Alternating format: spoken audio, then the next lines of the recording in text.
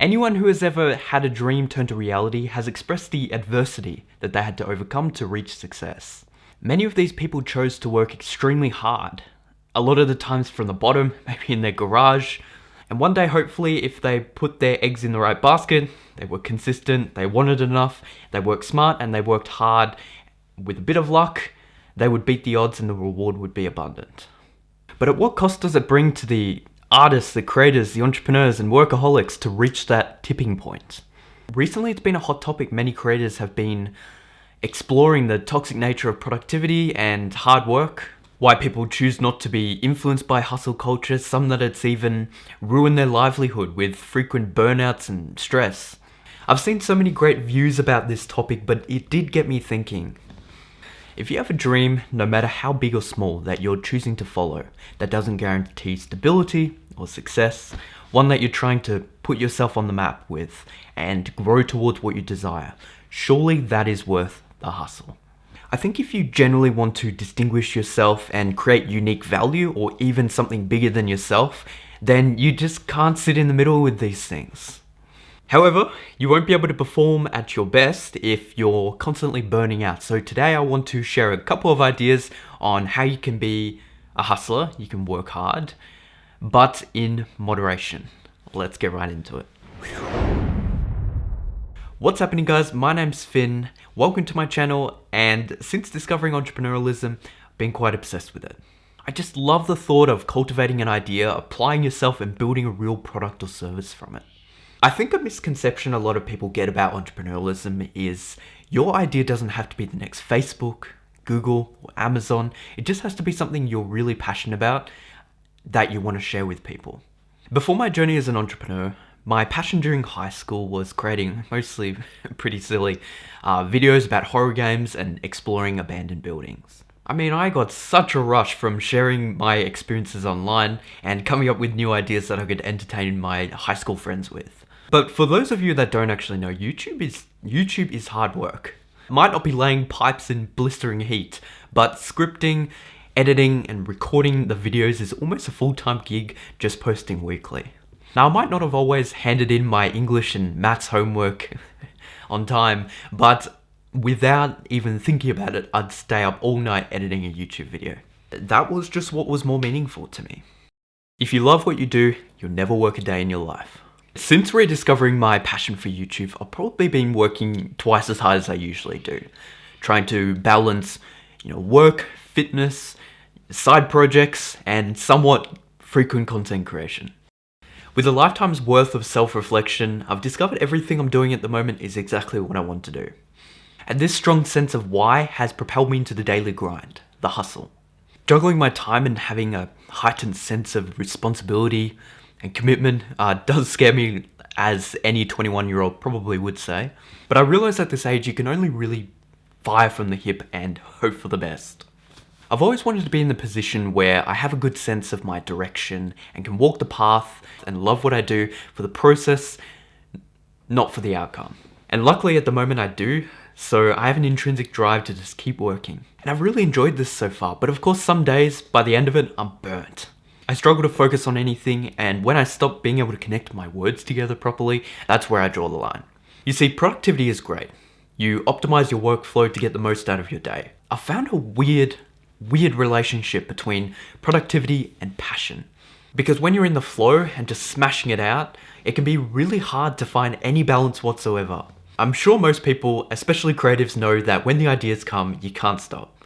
The flowers don't always bloom, but when they do, you gotta capitalize on it. Unfortunately, to this day, I won't stop. When the ideas come, I just will. It doesn't matter how tired I am, I'll just keep going. And I know it's a symptom of toxic productivity, but look at people like Dr. Dre. When the flow was there, he would spend 72 hours wide awake extracting those ideas. Now, I couldn't imagine doing that regularly is by any means healthy, but some people just make that sacrifice to fuel their new ideas. For me, I've found that not letting your mind rest during a deep work session is a scarcity mindset. Let me explain.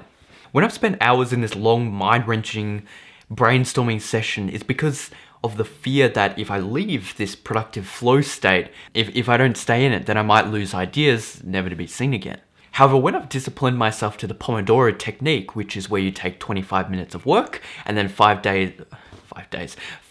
minutes of rest to clear the mind, I still found plenty of ideas, but because I let my mind rest regularly instead of just fully going for it, my mind stayed fresh, and therefore I was able to do in the long term a lot more work than just a couple hours of fully focused work, which would end in headaches and stuff like that. Hustling healthily is all about balance.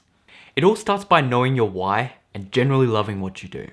If you're either just focused on your outcome being an opportunity to improve your current situation, or your work uninspires you, it's boring, well, it's going to be a battle with your mind from the get-go. And sure, there's always going to be monotonous tasks and less glamorous things you have to do in your work, but when your mind is aligned with what is meaningful to you, it never really feels like work, more like constant progress. Continuously improved by 1%. A draining habit I've had to take care of recently is always thinking future tense. Now, I think it's very healthy to think about your future vision, to get a grasp of your own mental clarity and understand your direction and where you want to go. However, if you spend more time thinking about the future than living in the moment, it becomes a false aspiration of a future that only exists in your mind. It's so much easier to dream than it is to create. I find visioning only gives you half the picture.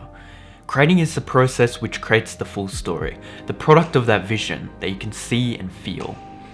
Part of hustling is being fully immersed in our work, not worrying about the future, taking the tools, the experience, the skills that we can access right now, and peacefully applying ourselves to our own process. Fear can be a major distraction.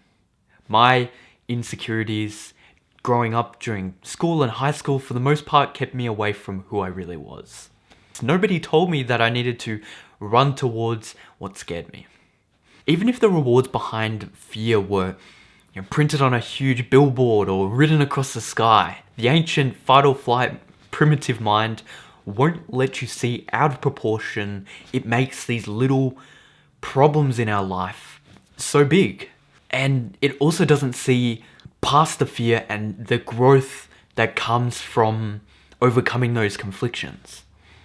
On the other side of fear is an important lesson that we can easily forget if we don't constantly train the muscle that is the mind by seeking discomfort.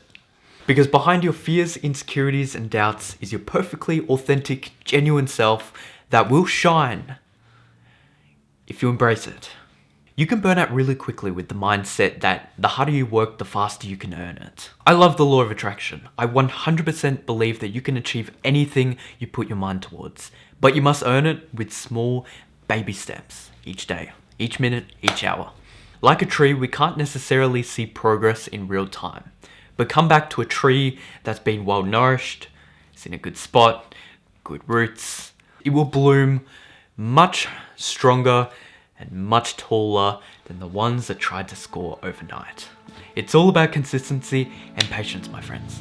Thanks so much for watching my video, guys. I really appreciate it. As always, please leave your feedback in the comments so I can continuously improve the content that I create. Thanks so much. Peace.